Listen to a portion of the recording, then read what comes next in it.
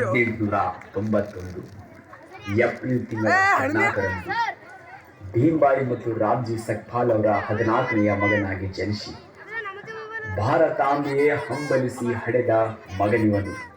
ಜಾತ್ಯತೀತ ನವಭಾರತದ ಪಿತಾಮಹ, ಭಾರತ ರತ್ನ, ವಿಶ್ವರತ್ನ ಡಾಕ್ಟರ್ ಬಾಬಾ ಸಾಹೇಬ್ ಭೀಮ್ರಾವ್ ರಾಮ್ಜಿ ಅಂಬೇಡ್ಕರ್ ಅವರೇ ಭಾಗ್ಯವಿದಾತ, ಭಾರತದ ಭಾಗ್ಯವಿದಾತ, ಭಾರತದ ಭಾಗ್ಯವಿದಾತ.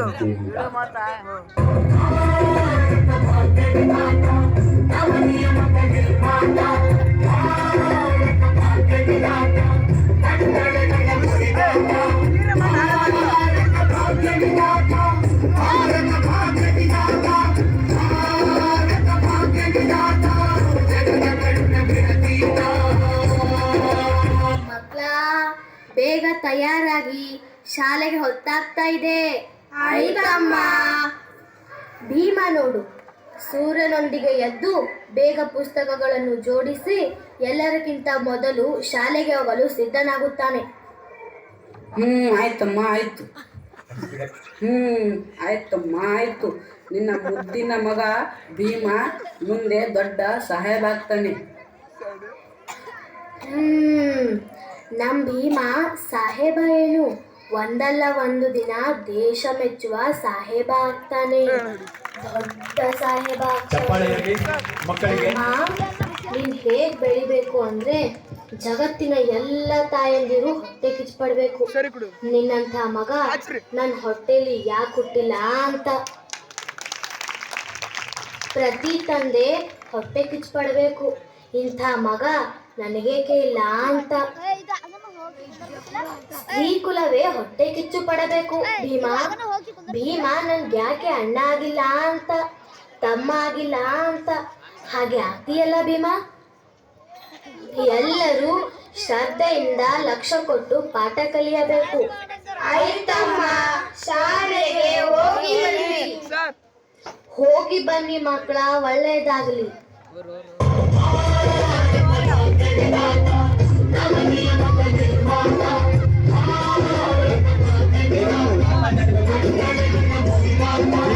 ಶಾಲೆಗೆ ಹೋಗುವಂತಹ ಒಂದು ಸನ್ನಿವೇಶ.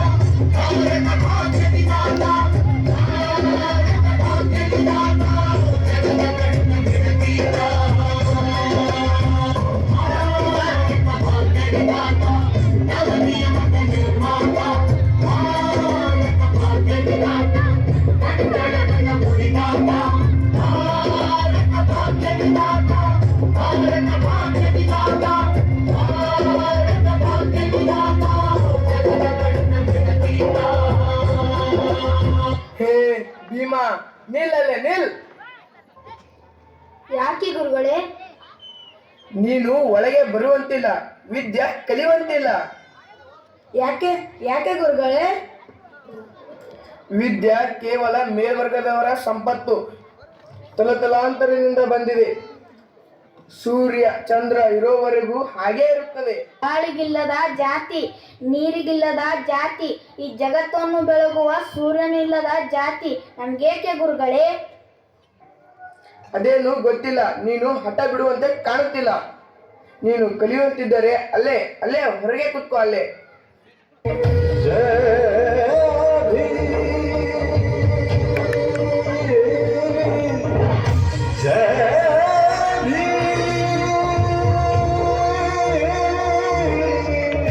ಆನಂದಣ್ಣ, ಬಾಲಣ್ಣ, ಏನ ಭೀಮ? ನನ್ಗೆ ನೀರಕ್ಕೆ ಆಗ್ತಿದೆ, ನನ್ಗೆ ನೀರು ಬೇಕು. ಭೀಮ, ಅಲ್ಲಿ ಮಟ್ಟಿಗೆ ಇದೆಯಲ್ಲ, ಅಲ್ಲಿ ನೀರು ಕುಡ್ದೀವ. ಆಯ್ತು ಅಣ್ಣ. ಹೇ ಭೀಮ, ನಿಲ್. ನೀನು ಅವು ನೀರು ಕುಡಿಯುವಂತಿಲ್ಲ. ಯಾಕೆ? ನಾನು ನಿಮ್ಮಂತೆ ಮನುಷ್ಯನಲ್ಲವೇ? ಹೇ, ಅದೇನು ಗೊತ್ತಿಲ್ಲ. ನೀನು ನೀರು ಕುಡಿಯುವಂತಿದ್ದರೆ ನಾನೇ ಬಂದು ಹಾಕ್ತೀನಿ ತಾಳು.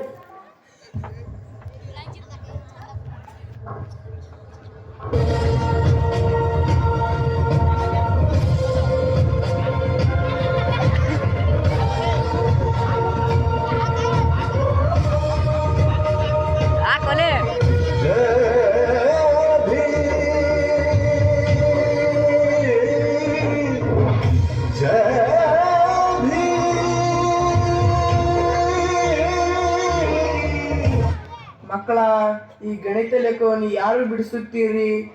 ಕೈ ಎತ್ತಿ.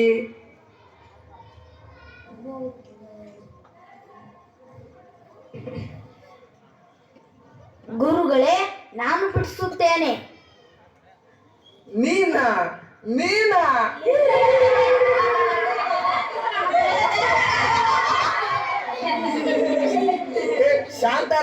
ಶಾಂತರಾಗಿ. ಬಾ ಭೀಮಾ, ಮಾಡುವ.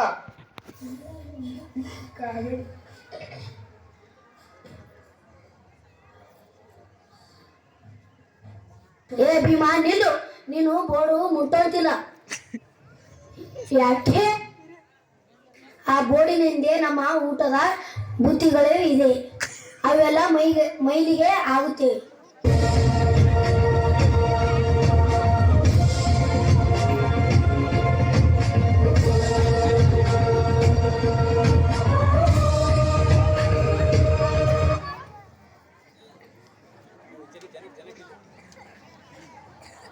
ನಾನು ಬಿಡಿಸಬೇಕಾಗಿದ್ದು ಈ ಬೋರ್ಡಿನ ಮೇಲಿರುವ ಗಣಿತ ಲೆಕ್ಕವಲ್ಲ, ಈ ದೇಶಕ್ಕೆ ಅಂಟಿರುವ ಜಾತಿ ಎಂಬ ಲೆಕ್ಕ ಬಿಡಿಸಬೇಕಾಗಿದೆ.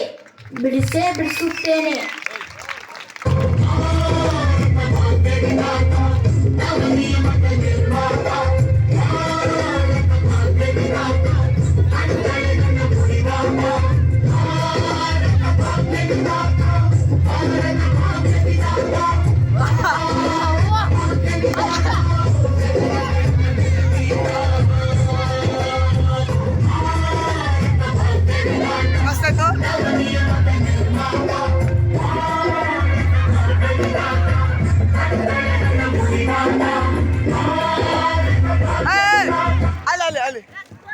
ಡಾಕ್ಟರ್ ಬಾಬಾ ಸಾಹೇಬ್ ಅಂಬೇಡ್ಕರ್ ಅವರು 1907ರಲ್ಲಿ ಮೆಟ್ರಿಕ್ಯುಲೇಷನ್ ಪಾಸ್ ಮಾಡಿರುತ್ತಾರೆ.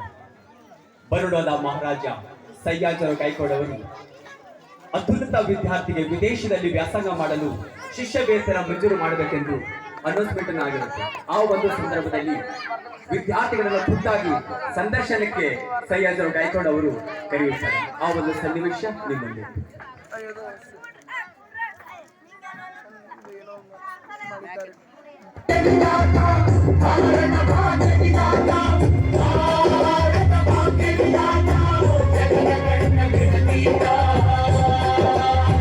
ಮಹಾರಾಜರಿಗೆ ನಮಸ್ಕಾರಗಳು. ನಮಸ್ಕಾರ. ಮೊದಲು ನಿಮಗೆ ಅಭಿನಂದನೆಗಳು, ಮೆಟ್ರಿಕ್ ಪಾಸ್ ಆಗಿದ್ದಕ್ಕೆ. ಧನ್ಯವಾದಗಳು. ನಿಮಗೆ ಒಂದೊಂದು ಪ್ರಶ್ನೆಯನ್ನು ಕೇಳುತ್ತೇನೆ. ಯಾರು ಸಮಂಜಸ ಉತ್ತರ ನೀಡಿದವರಿಗೆ ನಮ್ಮ ಸಂಸ್ಥಾನದ ಕಡೆಯಿಂದ ವಿದೇಶದಲ್ಲಿ ಓದಲು ಶಿಷ್ಯವೇತನ ನೀಡುತ್ತೇನೆ. ಈಗ ನೀನು ಹೇಳು, ನೀನು ಅತಿ ಹೆಚ್ಚು ಯಾರನ್ನು ಪ್ರೀತಿಸುತ್ತೀಯ? ಮಹಾರಾಜರೇ, ನನ್ನ ಜನ್ಮ ಕೊಟ್ಟ ನನ್ನ ತಂದೆಯನ್ನು ಪ್ರೀತಿಸುತ್ತೇನೆ. ಸಂತೋಷ. ಈಗ ನೀನು ಹೇಳು, ನೀನು ಅತಿ ಹೆಚ್ಚು ಯಾರನ್ನು ಪ್ರೀತಿಸುತ್ತೀಯ?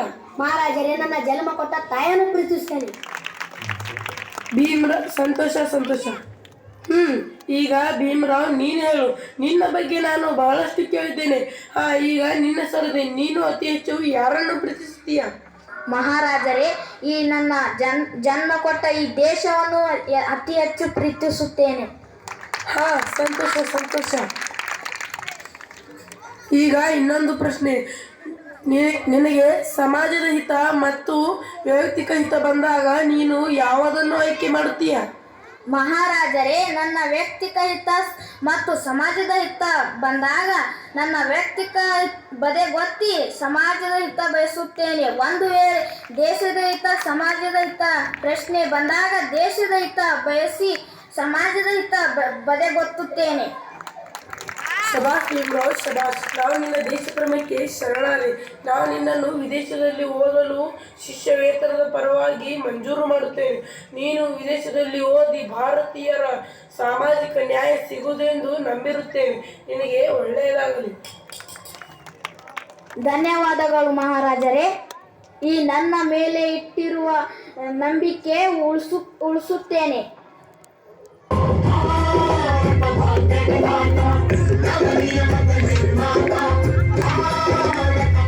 Thank you.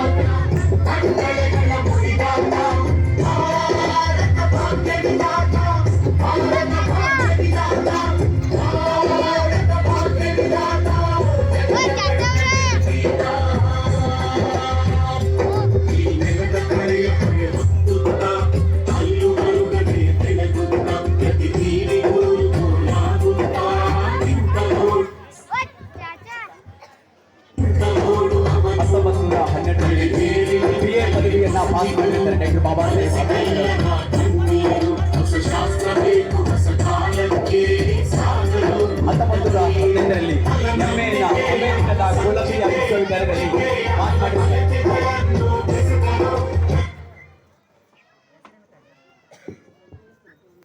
ಹೀಗೆ 10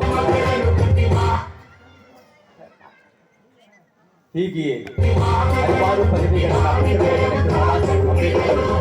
ಡಿಲೀಟ್ ಪದವಿಯನ್ನು ಪಡೆದುಕೊಳ್ಳುತ್ತಾರೆ.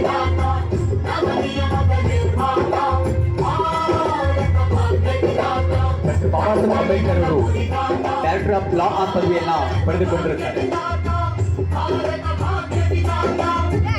ಜರ್ಮನಿಯ ವಿಶ್ವವಿದ್ಯಾಲಯದಿಂದ ಡಾಕ್ಟರೇಟ್ ಪದವಿಯನ್ನು ಪಡೆದುಕೊಂಡಿರುತ್ತಾರೆ.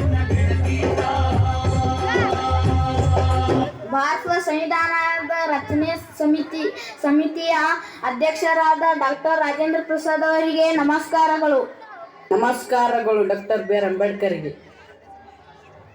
ಜವಾಹರ್ಲಾಲ್ ನೆಹರು ಅವರಿಗೆ ನಮಸ್ಕಾರಗಳು.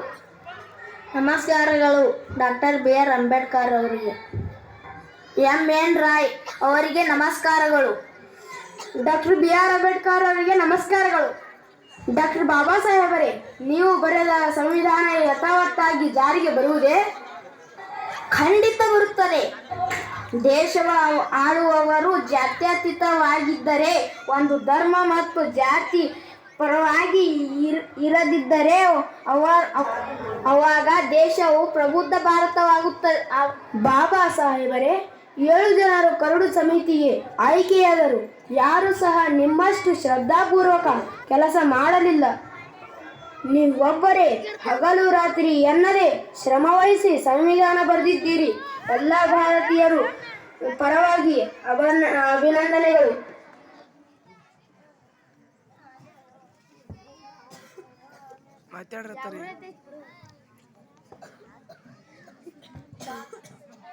ರಚನಾ ಸಮಿತಿಯ ಅಧ್ಯಕ್ಷನಿಗೆ ಈ ಸಂವಿಧಾನದ ಮೂಲಕ ಗೌರವ ಘನತೆಯಿಂದ ಬದುಕಲು ಕಲಿಸಿದ್ದೀರಿ. ಭಾರತೀಯರಿಗೆ ಸೂಟು ಬೂಟು ನೀಡಿ ಅಧಿಕಾರ ನೀಡಿದ್ದೀರಿ. ಮಹಿಳೆಯರನ್ನು ನಾವು ಕೇವಲ ಭೋಗದ ವಸ್ತು ಎಂದು ತಿಳಿದಿದ್ದೆವು.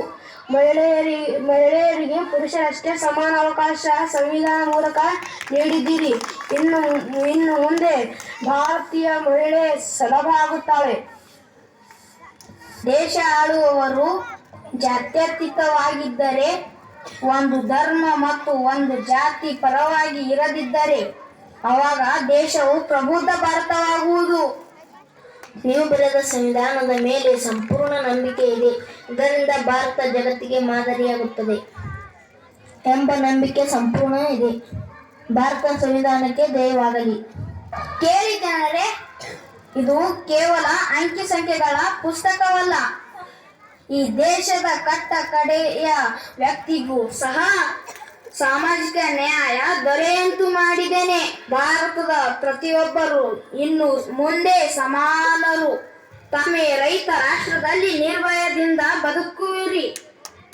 ಕೇಳಿ ಜನರೇ, ಹಿಂದೆ ರಾಣಿಯ ಗರ್ಭದಿಂದ ರಾಜರು ಹುಟ್ಟುತ್ತಿದ್ದರು. ಆದರೆ ಈಗ ಹಾಗಿಲ್ಲ. ಈಗ ಮತಪಟ್ಟಿಯಿಂದ ರಾಜರು ಹುಟ್ಟುತ್ತಾರೆ. ಮತ ಯೋಗ್ಯರಿಗೆ ನೀಡಿ. ಓಟು ನಿಮ್ಮ ಮನೆಯ ಮಗಳಿದ್ದಾಗೆ. ಆಕೆಯನ್ನು ಆಸೆಗೆ ಬಿದ್ದು ಸಾರಾಯಿ ಸೀರೆ ಹಣಕ್ಕೆ ಮಾರಾಟ ಮಾಡಿಕೊಳ್ಳಬೇಡಿ. ಸಂವಿಧಾನವು ಶೋಷಿತರಿಗೆ, ಮಹಿಳೆಯರಿಗೆ, ಸರ್ವರಿಗೂ ಬಲ ನೀಡಿ ನಿಮ್ಮ ಭವ್ಯ ಭವಿಷ್ಯ ನಿರ್ಮಿಸುವುದು. ಭವ್ಯ ಭಾರತ ನಿರ್ಮಾಣವಾಗುತ್ತದೆ. ಭವ್ಯ ಭಾರತ ನಿರ್ಮಾಣವಾಗುತ್ತದೆ. ಭವ್ಯ ಭಾರತ ನಿರ್ಮಾಣ ಆಗುತ್ತದೆ.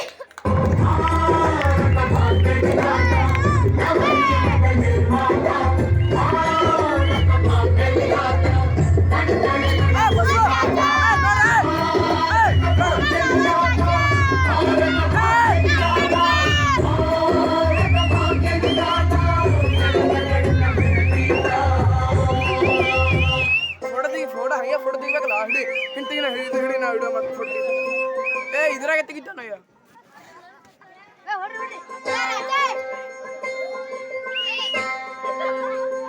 ಫೋಟೋ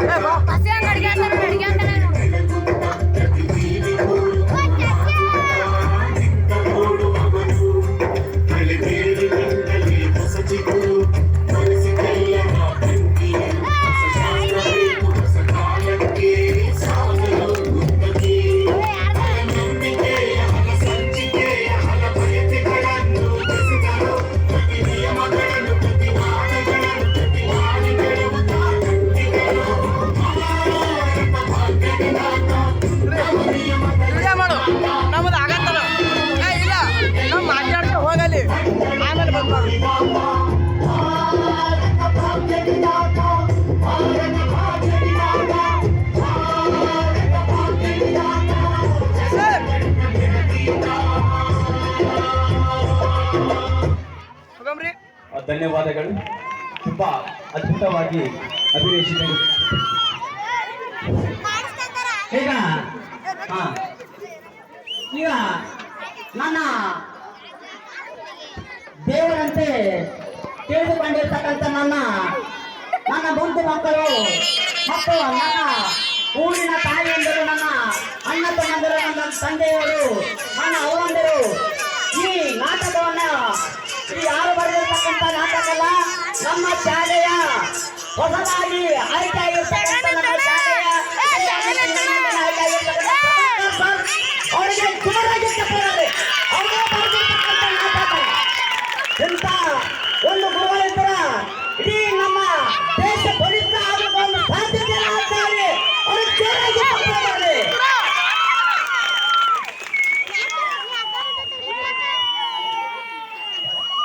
ನನ್ನ ಹೆಸರು ಕಾರ್ತಿಕ್, ತಂದೆ ರಾಜು. ನಾನು ಈ ನಾಟಕದಲ್ಲಿ ಧ್ವನಿ ಕೊಟ್ಟಿದ್ದೇನೆ. ಶಾಲೆ ಹೆಸರು ಸರ್ಕಾರಿ ಹಿರಿಯ ಪ್ರಾಥಮಿಕ ಶಾಲೆ ಇತ್ತಲ್ಸಿರು. ನನ್ನ ಹೆಸರು ವಿಜಯಲಕ್ಷ್ಮಿ. ನಾನು 7ನೇ ತರಗತಿಯಲ್ಲಿ ಓದುತ್ತಿದ್ದೇನೆ. ನಮ್ಮ ಶಾಲೆಯ ಹೆಸರು ಸರ್ಕಾರಿ ಹಿರಿಯ ಪ್ರಾಥಮಿಕ ಶಾಲೆ ಇತ್ತಲ್ಶಿರು. ನಾನು ಅಂಬೇಡ್ಕರ್ ತಾಯಿ ಭೀಮಾಬಾಯಿಯ ಪಾತ್ರ ಮಾಡಿದ್ದೇನೆ. ನನ್ನ ಹೆಸರು ಹನುಮಂತ್. ನನ್ನ ತಂದೆ ಹೆಸರು ಜಯಾನಂದ್ ಕಾಮಕರ್. ನಾನು ಪಾತ್ರ ಮಾಡಿದ್ದೇನೆ, ಗುರುಗಳ ಪಾತ್ರ ಮಾಡಿದ್ದೇನೆ. ನಾ ಸರ್ಕಾರಿ ಹಿರಿಯ ಪ್ರಾಥಮಿಕ ಶಾಲೆ ಇತ್ತಲ್ಸೂರು ಹೆಸರು ಜಯ ಭೀಮ್. ನನ್ನ ಹೆಸರು ಫರಹಾನ್. ನನ್ನ ತಂದೆ ಹೆಸರು ಶಬ್ರಿ. ನನ್ನ ಶಾಲೆಯ ಹೆಸರು ಸರ್ಕಾರಿ ಹಿರಿಯ ಪ್ರಾಥಮಿಕ ಶಾಲೆ. ನನ್ನ ಊರ ಹೆಸರು ಇತ್ತಲ್ಸಿರು. ನಾನು 7ನೇ ತರಗತಿಯಲ್ಲಿ ಕಲಿಯುತ್ತೇನೆ. ನಾನು ಅಂಬೇಡ್ಕರ್ ಸ್ಟೂಡೆಂಟ್ ಪಾತ್ರ ಮಾಡಿದ್ದೇನೆ. ನನ್ನ ಹೆಸರು ಅಭಿನವ್ ರಾಜು ಶೆಟ್ಟಿ. ನಾನು 7ನೇ ತರಗತಿಯಲ್ಲಿ ಓದುತ್ತಿದ್ದೇನೆ. ನಾನು ಸೌರಭ್ ಗಾಯಕ್ವಾಡ್ ಮಾಡಿದ್ದೇನೆ. ನನ್ನ ಹೆಸರು ಪ್ರವೀಣ್. ನಾನು 6ನೇ ತರಗತಿಯಲ್ಲಿ ಓದುತ್ತೇನೆ. ನನ್ನ ತಂದೆ ಹೆಸರು ರಾಜು.